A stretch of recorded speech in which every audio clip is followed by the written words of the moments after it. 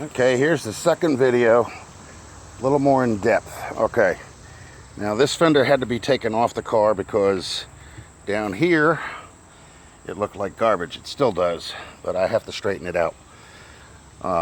And the last person that did this actually welded this fender to the runner board underneath, which is a no-no.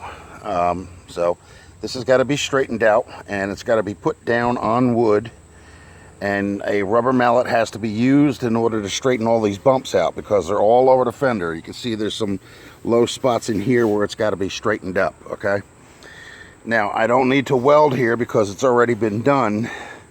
This is not Bondo, this is fiberglass resin, which I'm gonna have to go over it again because I had put too much on there the first time in some areas and too little in some other areas. So once I get this molding part of the fender straightened out till it drops down to here, it'll be nothing, but it's got to be squared here. So this has to come out because that's indented, and so is this here. Okay, once that comes out, then I can flatten the rest of this stuff, and then I can use some fiberglass resin on that in order to bring the lows up to the highs. The highs are actually the dull spot that you sand. The lows are actually the glossy areas. So if you paint the fender and you put resin on top of it, okay, and you start sanding, okay, and all of a sudden you get low spots will be glossy. Your high spots will be sanded, okay, and they'll be dull. So you want to bring all those low spots up to your high spots, okay? And I got some metal fabricating to do here because that's starting to rot out, so that needs to be addressed as well. Okay, now going on to the car, I'm going to explain to you in depth exactly the reason why I did what I did, so that way everybody can understand and not be like, well, this guy's an idiot. Okay, because I'm not an idiot. Okay, now I took everything off on this side as far as the fender goes and the antenna and everything. Now this right here is a seam that they actually, I think they welded it at one time, but because of many years of being out in different weather climates and everything else, it started to rust. So what I did was I knocked all the loose stuff off and I put in what we call a tar sealer. Okay, even with here I did a piece of metal because the original here is so thin and rotted right all along here that something needed to go up underneath the windshield and come out here and drop down. So I fabricated this piece of metal and I used these pop rivets, okay, even on the side down here they're covered in the tar sealer because you never know, you might wind up with something that's actually leaking inside. So I wanted to make sure it was completely closed off. So I did the pop rivets, then I did the tar sealer, and then I grinded down the heads. Now, I'm letting this bake in the sun because I only want to grind off the excess outside of the line here. I want the seal to remain there. Same with the pop rivets, okay? I'm just going to get all this stuff off here, and then I'm going to sand this and I'm going to paint that, okay?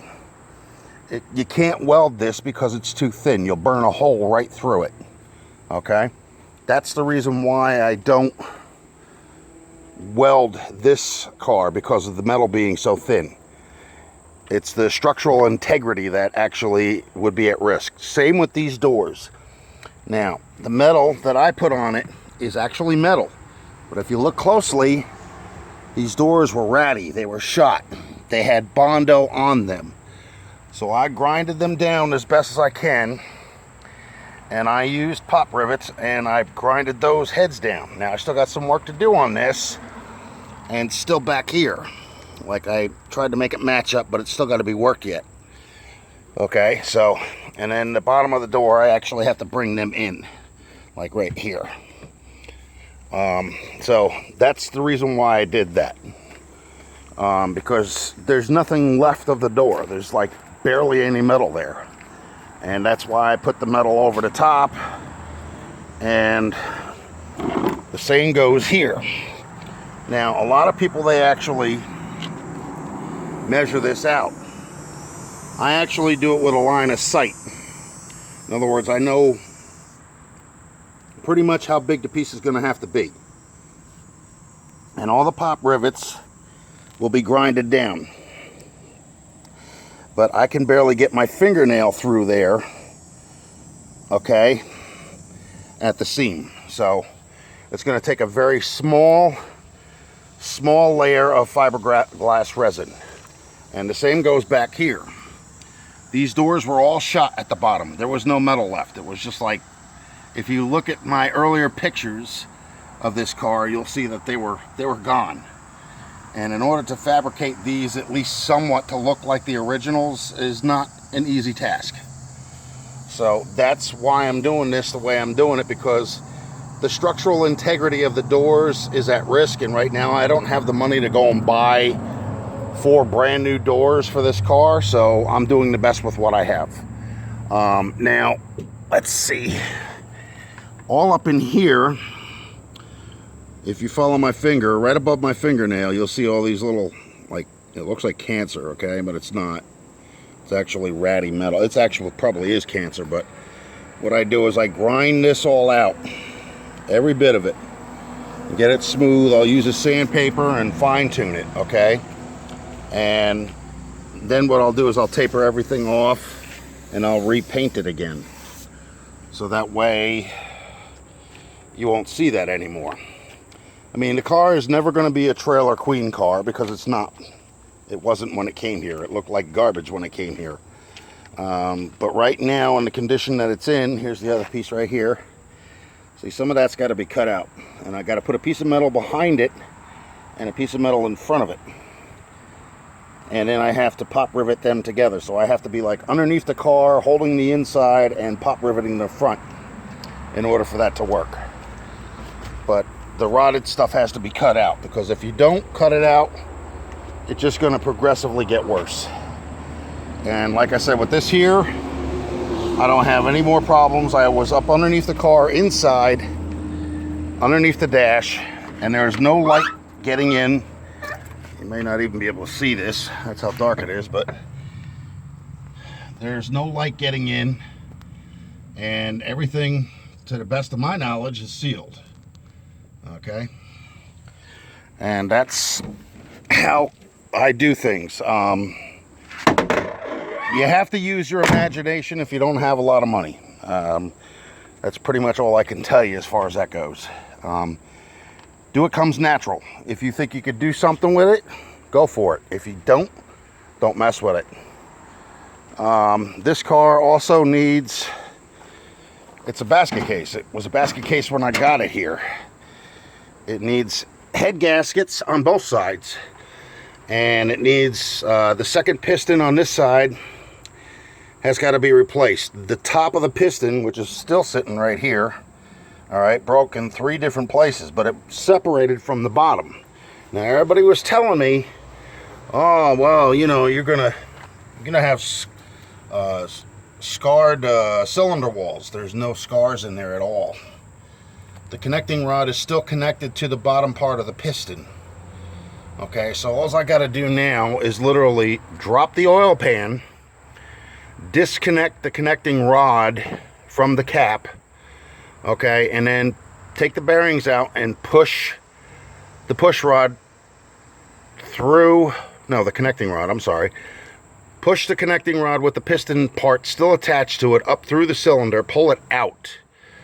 Disconnect the connecting rod and put the new one in and have it pressed. Then I have to get a sleeve that covers up the piston on the outside, which will actually compress the rings.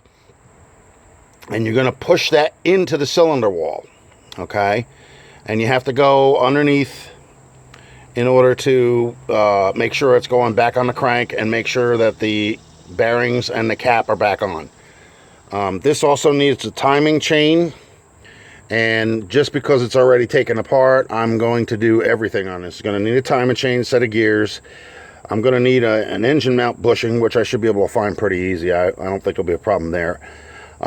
Head gaskets, intake manifold gaskets, exhaust manifold gaskets, and the rest of the sludge has got to be cleaned out of here. I took the oil pan, not the oil pan, the oil filter sleeve off.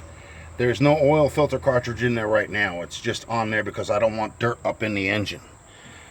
And the oil pan's not disconnected because I have 2 days that were nothing but total downpour here. So it didn't make sense to go out there and drop the oil pan only to have to be up underneath it and cover it back up again.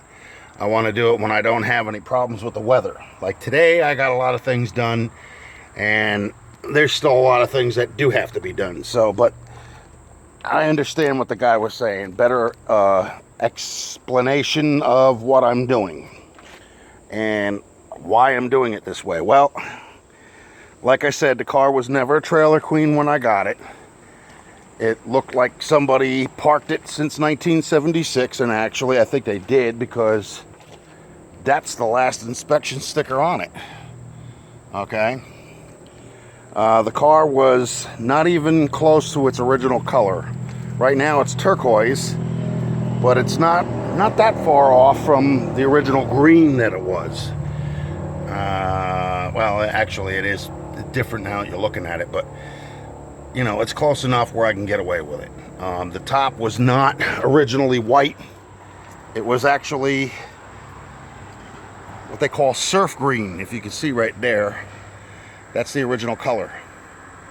Okay, so it was actually surf green, and I forget what the heck the other one was, Highland green. All right, it was 2 greens. And then, you know, I got to do some grinding on the bumpers because the chrome is coming up off of this. And, you know, like I said, I'm a poor man. I don't have a very vast amount of cash to go and spend on things that I can't afford. So I have to watch my money and watch what I'm spending it on. So anyway, I hope this was helpful in explaining things to people a little bit better. And I guess from now on I'll do that instead of just rambling on.